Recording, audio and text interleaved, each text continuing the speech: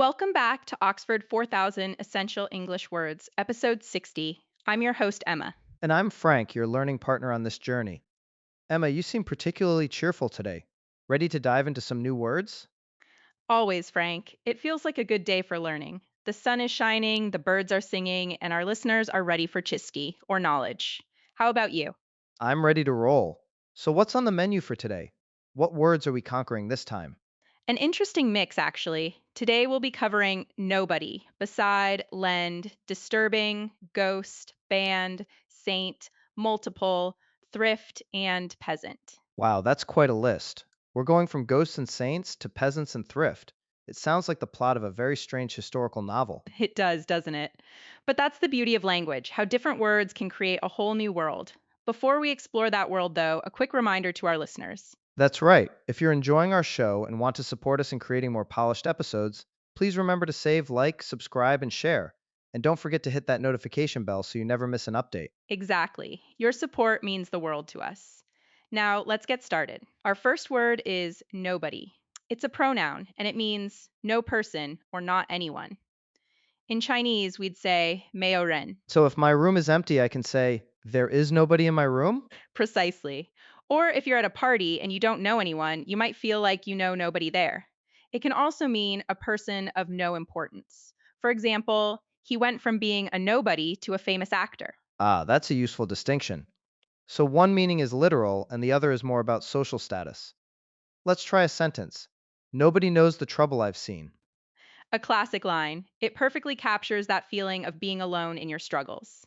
Another one could be when the winner was announced, nobody was more surprised than her. I see. It emphasizes that her surprise was the greatest of all. Okay, I think I've got nobody. What's next on our eclectic list? Next up is beside. It's a preposition, and it simply means at the side of or next to. The core meaning in Chinese is 在旁边. So I am sitting beside you right now. Is that correct? Perfect. Be careful not to confuse it with besides, which has an at the end. Besides means in addition to or also. For example, besides English, I also speak French. That's a super common mistake for learners. Thanks for pointing that out. So for beside, I could say, he kept a glass of water beside his bed. An excellent and practical example. Or in the photo, my mother is standing beside my father. It clearly indicates their position relative to each other. Got it. Position, not addition. Let's move on. I see lend is next. Yes, lend. It's a verb, and it means to give something to someone for a short period of time, expecting it to be given back. The Chinese equivalent is 借出. Right, so if I give you my book for a week, I am lending it to you. Could you lend me your pen, please? That's the most common usage, yes. It also has a more figurative meaning, as in to lend support or to lend an ear, which means to listen with sympathy. Oh, I like that. So I could tell a friend, if you need someone to talk to, I can always lend an ear. It sounds much kinder than just, I can listen. It does. It has a gentle and supportive feel. We could also say the dramatic lighting in the painting lends a sense of mystery to the scene. Here, lends means it adds or contributes that quality. Okay, from kind gestures to disturbing. That's a change of pace. It certainly is. Disturbing is an adjective that means making you feel worried or upset. In Chinese, it's 令人不安的. So if I see something that makes me uncomfortable, I can describe it as disturbing. For example, the news report contains some very disturbing images of the war. Exactly. It's a strong word. You could also find a movie's plot to be disturbing, or a sudden, unexplained noise in the middle of the night. There was a disturbing silence in the empty house. How's that? Very atmospheric. It works perfectly. It creates a sense of unease. You're not just describing the silence, but the feeling it creates. Speaking of empty houses and strange feelings, our next word is ghost. A perfect transition. A ghost is a noun referring to the spirit of a dead person that some people believe appears to the living. The Chinese word is 鬼魂. Spooky. So people who visit old castles sometimes hope to see a ghost. A sentence could be, the old hotel is said to be haunted by the ghost of a woman who died there. That's a classic example. The word ghost can also be used figuratively. For example, a ghost of a smile, which means a very faint, slight smile, or not have a ghost of a chance, meaning no chance at all. I've heard that one. He doesn't have a ghost of a chance of winning the lottery. Okay, I like these figurative uses. They make the language so much more colorful. They do. Now, from the supernatural to the musical, our next word is band. Oh, A rock band? That's one meaning, yes. As a noun, a band can be a group of musicians who play music together, or a yodui in Chinese. But it has other meanings too. It can be a flat, thin strip or loop of material, like a rubber band. So my favorite band is playing a concert tonight uses the first meaning. And she tied her hair back with a blue band uses the second. You've got it. It can also refer to a range of numbers or values, like a price band. And as a verb, to band together means to unite to achieve a common goal. For example, the citizens decided to band together to clean up the park. That's a lot of meanings for one small word. I'll have to remember to check the context. What's after band? From the secular to the sacred, our next word is saint.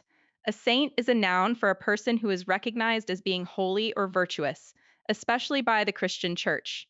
The Chinese translation is 圣人. Like St. Nicholas, who is the inspiration for Santa Claus. But can we use it more informally? What if someone is just incredibly kind and patient? Absolutely. You might say, you're a saint for putting up with all that noise. It's an exaggeration, of course, but it means the person has the patience of a saint. I'll have to remember to call my mom a saint then.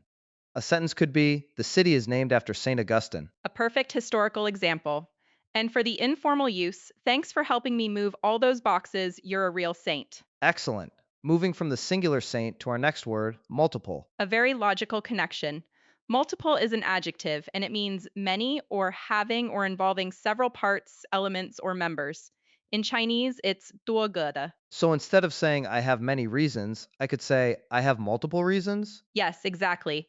It often sounds a bit more formal or technical.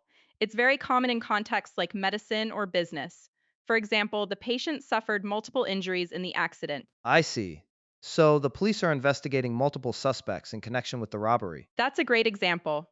It shows there isn't just one suspect, but several. You could also use it in a sentence like, this device serves multiple functions. All right, multiple meanings for multiple. I get it. Now, what's thrift? It sounds a little old fashioned. It can sound that way, but it's a very useful concept. Thrift is a noun. It's the quality of using money and other resources carefully and not wastefully. The Chinese word is 节俭. So it's about being economical and avoiding waste. Is that why we have thrift stores? Precisely. A thrift store sells secondhand clothes and goods, which promotes the idea of reusing things and not being wasteful. It's the embodiment of thrift. You could say, through hard work and thrift, they were able to save enough money for a new house. That makes sense. It's a positive quality. She learned the value of thrift from her grandparents. A lovely sentence. It shows it's a value that can be passed down. Okay, we're on to our last word of the day, Frank. And what is it? The word is peasant. It's a noun. Historically, it refers to a poor farmer of low social status who owns or rents a small piece of land for cultivation. In Chinese, that's 农民. So it's a word tied to a specific social structure in the past. Like in fairy tales, the peasant bowed before the king. Exactly. It's important to know that today, calling someone a peasant can be considered offensive, as it implies they are unsophisticated or have low status. Right, so it's best to stick to its historical meaning. For example, life for a peasant in the Middle Ages was very difficult. That's the perfect context for it. It accurately describes a historical reality without being insulting. Great, that's all 10 words for today. And a quick reminder for our fantastic listeners, if you find this word list helpful, be sure to save the episode. And if you haven't already, please subscribe and hit the notification bell so you'll be the first to know when we release our next set of 10 words. Now I'm really curious to see how we're going to use all of these in a single conversation. We'll get ready. Let's lead our listeners into today's scenario dialogue. Imagine two friends discussing a strange dream one of them had. I'm all ears. Let's do it. You won't believe the dream I had last night. It was truly disturbing. I was a poor peasant in some medieval village. A peasant. Wow, that's specific. Was I there? You were. You were standing right beside me, but you weren't a peasant. You were the lead singer of a rock band that was playing in the village square. A rock band in a medieval village? That's hilarious.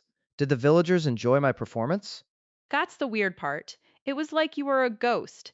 The music was loud, but nobody could hear it except me. They all just stared blankly. So I was a rock star ghost that nobody could hear? My worst nightmare. What happened next? This old woman, who everyone said was a saint, came up to me.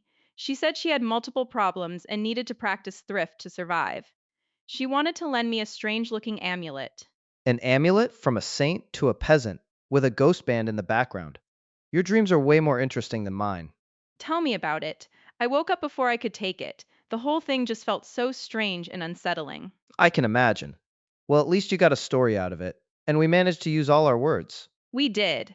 Peasant, beside, band, ghost, nobody, saint, multiple, thrift, lend, and disturbing. It all came together. It really did. That dialogue shows how you can weave very different words together to tell a coherent, if slightly weird, story. And now, let's move on to our practice segment to really test your skills. I'm going to give you a sentence in Chinese that uses some of the words we learned today, and your job is to translate it into English. Ready? We are ready and waiting.